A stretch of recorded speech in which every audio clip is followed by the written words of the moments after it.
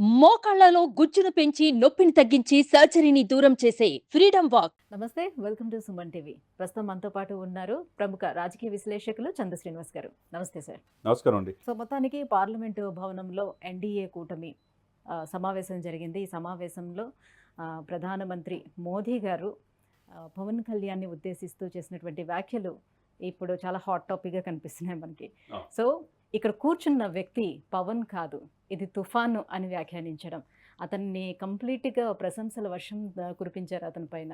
So ఎలా చూడొచ్చు, ఒక దేశ ప్రధాని, అది మూడవసారి ఒక దేశానికి ప్రధానమంత్రి అయినటువంటి ఆ స్థాయి వ్యక్తి, ఫస్ట్ టైం ఎమ్మెల్యేగా గెలిచినటువంటి ఈ వ్యక్తిపై ఇంత ప్రశంసల వర్షం కురిపించడం ఎలా చూడొచ్చు? డెఫినెట్గా అండి. అంటే దీర్ఘకాలికంగా రాజకీయాల్లో ఈ వ్యక్తి ఉండగలడా లేదనేది చూస్తారు. ఇదే గుజరాత్కి ముఖ్యమంత్రిగా ఉన్నప్పుడు పవన్ కళ్యాణ్ ఒకప్పుడు వెళ్ళాడు సోము వీర్రాజు గారితో. వెళ్ళినప్పుడు మోదీ గారిని చూసిన తర్వాత ఈ దేశానికి మీరు ప్రధానమంత్రి అయితే బాగుంటుందని కోరుకున్నాడు. ఆ తర్వాత ఏ రోజు ఆయన కోసం ప్రచారం చేశాడు మనం చూసిన అంశమే. 2014లో ఇవన్నీ పరిస్థితి కూడా అన్కండిషనల్గా మోదీ గారి కోసం ప్రచారం చేశారు. తర్వాత క్రమంలో కొంచెం దూరమైనా కంటిన్యూగా ఆయనతో ఉంటున్నాడు. ఆయన ఈ దేశానికి ప్రధానమంత్రిగా ఉండాలి అని అంటున్నాడు. నిన్న కూడా ఆయన మాట్లాడిన స్పీచ్లో పవన్ కళ్యాణ్ గారు కూడా మీరున్నంత వరకు మా తలదించుకోవాల్సిన అవసరం లేదు, ఎటువంటి దాడులు కానీ లేదు, తల ఎత్తుకొని బతకొచ్చు, ఈ దేశాన్ని మీరున్నట్టు మా అదృష్టం, మీ నాయకత్వంలో మేము కూట విజయం సాధించామని చెప్పాడు అంత గొప్పతనంగా. అదే సమయంలో చంద్రబాబు నాయుడు గారు గొప్పతనం గురించి కూడా చెప్పాడు. మీరన్నట్టు ఒక వ్యక్తి, ఒక తెలుగు వ్యక్తి, మన తెలుగు వ్యక్తి, మన తెలుగు రాష్ట్రాల హీరో, మొక్కవని ధైర్యంతో మీరు అన్నట్టు ఎన్నో ఇంటర్వ్యూలో మనం మాట్లాడుకున్నాం పవన్ కళ్యాణ్ గారి గొప్పతనం గురించి. ఇతను ఇక్కడ ఉండాల్సిన వ్యక్తి కాదు, జాతీయ స్థాయిలో వెలుగొందే వ్యక్తి, ఎన్డీఏలో చాలా కీలక పాత్ర పోషిస్తారంటే ఈడెవడరా బాబు చెప్పేదని కొంతమంది అనుకోవచ్చు, నన్ను విమర్శించవచ్చు. అయినా కానీ నేను మొదటి నుంచి కూడా ఇదే సుమన్ టీవీలో చాలా పదులు ఇంటర్వ్యూలో చెప్పాను నేను. Pawan Kalyan is a ordinary person, is not a ordinary person. అతను ఎంత పగిలేకుంది గాజు పొదునెక్కుద్దనే సినిమాలో డైలాగ్ ప్రకారం ఎంత కింద పడితే అంత పైకి లేసే వ్యక్తి. ఎందుకంటే అతనికి ఏంటంటే అతనికి బర్నింగ్ డిజైర్ ఉంది, ఈ సమాజం పట్ల ఏదో చేయాలి, ఈ రాష్ట్రానికి నేను ఏదో చేయాలని. అది ఆ రాజకీయాల్లో దశాబ్దం పైన ఉండటం మామూలు విషయం కాదు. ఈ రోజున ఏ మీడియాలో అయితే ఆయన్ని ఏదో ఒక రాజకీయాలకు పనికిరాడు, ఎక్కడ ఎమ్మెల్యే కాదు అని చెప్పి ఫ్రంట్ లైన్ మీడియాలో ఆయన్ని అంత వ్యక్తిగతనం చేసిన మీడియా సంస్థలు కావచ్చు, వాళ్ళ యజమానులు కావచ్చు, ఇప్పుడున్న ఓడిపోయిన మంత్రులు అందరూ కావచ్చు, ఆయన్ని మానసికంగా ఎంత చిత్రహింసలు గురి చేశారు. తట్టుకున్నాడు, నిలబడ్డాడు. కార్యకర్తలు కొద్దిగా ఎమోషన్ అయితే మీరు ఎవరు నన్ను విమర్శిస్తే నేను ఎదుర్కొంటాను, మీరు వాళ్ళు మైండ్ గేమ్ ఆడుతున్నారు, దాన్ని ట్రాక్ తప్పొద్దు అన్నాడు. తప్పితే ఏ రోజు ఆ మంత్రులు విమర్శించిన వాళ్ళ ఫ్యామిలీ విషయంలో జోక్యం చేసుకోవాలా, ముఖ్యమంత్రి గారి విషయంలో జోక్యం చేసుకోవాలా, వ్యక్తిగతానికి అసలు ఎప్పుడు ఇంపార్టెన్స్ ఇలా. అతనిలో ఎంత పరిణితి, ఎంత దెబ్బలు తిన్నాడు. ఈ రోజున జాతీయ స్థాయిలో మీరు మోడీ గారి పక్కన కూర్చున్నారంటే, మోదీ గారి ప్రశంసలు మీరు చెప్పినట్టు ఈ పవన్ కాదు తుఫాను అన్నాడంటే, అంటే 91% సక్సెస్ రేట్తో మొత్తం క్వీన్షిప్ చేశారంట ఆంధ్రప్రదేశ్లో. ఈరోజు ఆంధ్రప్రదేశ్ నుంచి వచ్చిన 22 ఎంపీలు, అది టీడీపీ కావచ్చు, జనసేన కావచ్చు, బీజేపీ కావచ్చు, అధికార పక్షానికి 3 మాత్రమే ఆగిపోయింది అక్కడ. 22 ఎంపీలు ఈరోజు వీళ్ళు కనుక ఆ రోజు పవన్ కళ్యాణ్ గారు చెప్పినట్టు బీజేపీ అధిష్టానం ఒప్పుకోపోతే ఈరోజు పరిస్థితి ఏంటి? నితీష్ కుమార్ 12 ఎంపీలు, ఇప్పుడు 22. ఇయే కీలకం. 240 దగ్గర మనం చూసుకున్నాం. 2024లో 240 దగ్గర ఆగింది. ఎప్పుడు చూసుకోండి, ఇప్పుడు లాస్ట్ ఎలక్షన్స్లో 2303, అంతకుముందు ఎలక్షన్ 282. ఇది ఫిగర్, ఇది మారదు కదా. ఎస్ ఈ 240 దగ్గర ఆగిన అంటే కాంగ్రెస్కి అవకాశం ఉన్నదాన్ని అది ఆగిపోయిందంటే ఈరోజు టీడీపీని కలపబట్టి. సార్, 2018 టైంలో మనకి ఇంకా ఎలక్షన్స్ 2019లో ఉంటాయి అని అనగా ముందుగానే ఎన్డీఏ కూటమి నుంచి చంద్రబాబు నాయుడు గారు బయటకు వచ్చేసారు. సో ఇకపై బీజేపీ వచ్చి టీడీపీ తోటి కలిసే ప్రసక్తి ఉండబోదని చాలామంది ఎక్స్పెక్ట్ చేశారు. బట్ లాస్ట్ మినిట్ వరకు పవన్ కళ్యాణ్ చాలా ట్రై చేశారు. సో కూటమి ఏర్పడాలి ఖచ్చితంగా అని చాలా ట్రై చేశారు. ఒకవేళ అలాగా కలవకపోయి ఉంటే పరిస్థితి ఎలా ఉండేది? డెఫినెట్గా ఈరోజు కాంగ్రెస్ అధికారంలో వచ్చేది, అంతే కదా. అందులో ముందు చూపు, ఈ దేశానికి మోదీ గారు కావాలి, ఆ నాయకత్వాలు వెళ్ళాలి అంటే టీడీపీని కూడా కలుపుకొని వెళ్ళాలనుకో. అసలు appointment, Amit Shah appointment, Modi appointment దక్కలా.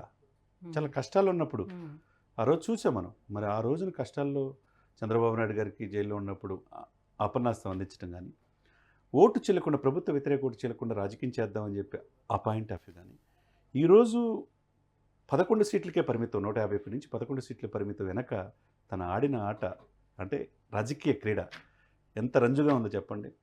ఉత్తరాంధ్రను మొత్తం ఊడ్చేశాడు, కోస్తాని కుమ్మేశాడు, రాయలసీమలో రచ్చరచ్చ చేసి ఈ రోజున 11 సీట్లకే పరిమితం చేయటం అంటే నేను అధపాతాలను తొక్కపోతే నా పేరు పవన్ కళ్యాణ్ అంటే ఎంత గట్స్ ఉండాలి. ఆ వ్యక్తిని ఎన్ని దెబ్బలు తగిలితే అంత కాన్ఫిడెంట్ వస్తుంది. ఈరోజు మీరు అన్నట్టు 2018లో ఆ రోజున 7 సంవత్సరాల గ్యాప్ వచ్చింది బీజేపీకి, టీడీపీకి. మోడీ గారిని రాష్ట్రంలో అడుగుపెట్టని ఆ రోజులో అన్న మాట చంద్రబాబు నాయుడు గారిని వాళ్ళు మర్చిపోలే. అతనితో పొత్తు వద్దు అన్నారు, కానీ కాదండి అని చెప్పి ఒప్పించాడు. ఎన్నో వాళ్ళ చేత చివాట్లు తిన్నాడు. కానీ ఈ రోజున 9 మంది పార్లమెంట్ల హాల్లో ఉన్నప్పుడు దాని ఆపోజిట్ గెలిచిన ఎంపీలు, మంత్రులు, మాజీ మంత్రులు, 15 రాష్ట్రాల ముఖ్యమంత్రులు ఉంటే అక్కడ పవన్ కళ్యాణ్ ఉద్దేశించి, ఒక తెలుగు వ్యక్తిని ఉద్దేశించి పార్లమెంట్ సెంట్రల్లో మోదీ గారు ప్రశంసించారంటే ఎంత గొప్ప వ్యక్తో, ఎంత గొప్ప జాతీయ స్థాయి ఎదిగాడో ఎన్డీఏలో మనం అర్థం చేసుకోవచ్చు. కాబట్టి నేటి రాజకీయాల్లో ఆవేశపడకుండా, వ్యక్తిగత హననం చేయకుండా ఆ వ్యక్తి యొక్క ఇదేంటి అనేది చూసుకోవాలి తప్పితే మొత్తం కలిపి దాడి చేసి, మూకుమ్మడి దాడి చేసిన వాళ్ళు ఎక్కడున్నారండి? అసెంబ్లీ గేటు కూడా తాకిడినన్నారు కదా. ఈరోజు మీరు గమనించారో లేదో, మొన్న ఎన్డీఏ సమావేశాల కీలక పాత్ర ఉన్నాడు. ఆ తర్వాత అన్న దగ్గరికి వచ్చాడు, ఆశీస్సులు పొందాడు. మళ్ళా వెళ్ళి నిన్న పార్లమెంట్ సెంట్రల్లో ఉన్నాడు, మాట్లాడాడు. మళ్ళీ రాష్ట్రపతి దగ్గరికి వెళ్ళేటప్పుడు కూడా ఆ బృందంతో మా నాయకుడిగా మోదీ గారిని 3వ సారి ఎన్నుకుంటున్నామని చెప్పేసి ఆ యొక్క ఏదైతే వీళ్ళందరూ కూడా సంతకాలు పెట్టిన ఎంపీ లెటర్లు కూడా ఇచ్చారంటే, ఆ తర్వాత గెజిటెడ్ నోటిఫికేషన్ ప్రధానమంత్రిగా ప్రమాణ స్వీకారానికి రేపు సాయంత్రం వచ్చిందంటే మనం అర్థం చేసుకోవాలి. అంటే ఒక తెలుగు వ్యక్తి జాతీయ స్థాయిలో ఈరోజు నేషనల్ మీడియా కావచ్చు, తెలుగు మీడియా కావచ్చు, is the trouble shooter, man of the match, man of the series. నిన్న ఆ సభలో మాట్లాడినటువంటి పవన్ కళ్యాణ్ ప్రస్తావించినటువంటి అంశం ఏంటంటే 2014 సమయంలో కూటమితోటి వెళ్ళి మేము విజయం సాధించాము. అట్ ద సేమ్ టైం ఇప్పుడు కూడా 2024 ఎలక్షన్స్లో కూటమితో వెళ్ళి ప్రభంజనం సృష్టించామని అన్నారు. ఇక్కడ వరకు బాగానే ఉన్న 2014లో కూటమితో వెళ్ళి విజయం సాధించినప్పటికీ కూడా పవన్ కళ్యాణ్కి ఆ తర్వాత ఎటువంటి ఇంపార్టెన్స్ ఇవ్వకపోవడంతో కూటమి నుంచి బయటకు వచ్చేసారు. అందుకే 2019లోని ఆయన ఓన్గా వెళ్ళారు, ఎవరికి వాళ్ళే అని అన్నట్టుగా. సో ఇప్పుడు అందరిలో ఉన్నటువంటి ఉత్కంఠ ఏంటంటే మళ్ళీ ఈ 2024లోని ప్రభంజనం సృష్టించారు కూటమితో వెళ్ళి. ఇప్పుడు ఎటువంటి ఇంపార్టెన్స్ ఉంటుంది, ఎలాంటి పదవులు ఇచ్చే అవకాశం ఉంటుంది, మళ్ళీ అటువంటి తీరుని మనం చూస్తామా? అసలు దీంట్లో డౌట్ పడాల్సిన అవసరం లేదు. అప్పుడు పవన్ వేరు, ఇప్పుడు పవన్ వేరు. దశాబ్దంలో చాలా దెబ్బలు తిన్నాడు, ఇప్పుడు స్థితప్రజ్ఞుడిగా ఎదిగాడు. ఆయన తెలుసు ఏం చేయాలో. 2014లో నాకు పదవికాంక్ష లేదు, అనుభవం ఉన్న వ్యక్తి రాష్ట్రానికి ముఖ్యమంత్రి కావాలని అన్కండిషనల్గా బీజేపీ, టీడీపీ, జనసేన కలిపి పోటీ చేశారు. చంద్రబాబు నాయుడు సీఎం చేశారు. ప్యాకేజీకి ఒప్పుకున్నాడన్న ఉద్దేశంతో విధానపర నిర్ణయాలతో వివేదించాడు. 2019లో విడిగా పోటీ చేశాడు, ఓడిపోయాడు. కానీ ఇంకొకరైతే పార్టీ మూసేసుకునేవాళ్ళండి. చిత్తశుద్ధితో ఈ రోజున 2024లో ఉంటే 2024లో ఆటంతా ఆడింది పవన్ కళ్యాణ్. ఇప్పుడు పవన్ కళ్యాణ్ గారు గెలిచింది 100% సక్సెస్ రేటు. 21 మంది మీరు చూసుకుంటే ఎమ్మెల్యేలో మొత్తం కూడా 15 మంది ఎమ్మెల్యే 40,000 పైన ఓటు మెజార్టీ. 15 మంది. హయ్యెస్ట్ 81,870 పంచకల రమేష్, నాయకుడు 70,000 మెజార్టీ. ఇక్కడ జగన్మోహన్ రెడ్డి గారు 65,000కి పడిపోయాడు, లక్ష ఉండాల్సిన వ్యక్తి. దీన్ని బట్టి అర్థం చేసుకోవచ్చు ఎంత సక్సెస్ రేట్ ఈ దగ్గర ఉంది. 2 ఎంపీలు, 21 మంది ఎమ్మెల్యేలు, ఇంత మెజారిటీ ఉండి ఇతనికి ప్రాధాన్యత తగ్గిస్తాడని అనుకోవాల్సిన అవసరం లేదు. అదేవిధంగా పవన్ కళ్యాణ్ గొప్పతనం ఏంటనేది చంద్రబాబు నాయుడు గారికి తెలుసు.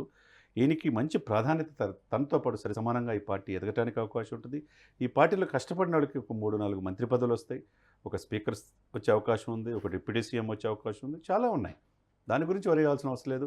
1/3 తర్వాత నామినేట్ పోస్టులు కూడా ఇస్తారు అని చెప్పేసి అన్నారు. ఎవరైతే ఈయన వదిలిపెట్టి పోతిని మహేష్ లాంటి వాళ్ళు కావచ్చు, మిగతా వాళ్ళు మనుక్రాంతి రెడ్డి ఇటువంటి వాళ్ళు ఈయన విమర్శించి వెళ్ళారు. వాళ్ళ పాపం తినటానికి అవకాశం ఉండి కూడా ఆ లడ్డు దక్కకుండా పోయిందని అనుకోవాలి. వాళ్ళ పాపం అన్లక్కీ అనేది మనం అనుకోవాలి. రైట్. అంటే ఇప్పుడు ఎవరైతే సీట్ ఆశించారో జనసేనలో, ఆ సీట్ రాని వాళ్ళు, కాంప్రమైజ్ అయిన వాళ్ళకి కూడా భవిష్యత్తులో ఏదైనా ఒక పదవి వచ్చే అవకాశం ఉంటుందా? అది ఎమ్మెల్సీ కావచ్చు, ప్రాధాన్యతను బట్టి. ఇప్పుడు తమ్మిరెడ్డి శివశంకర్ గారు జనరల్ సెక్రటరీ ఉన్నాడు.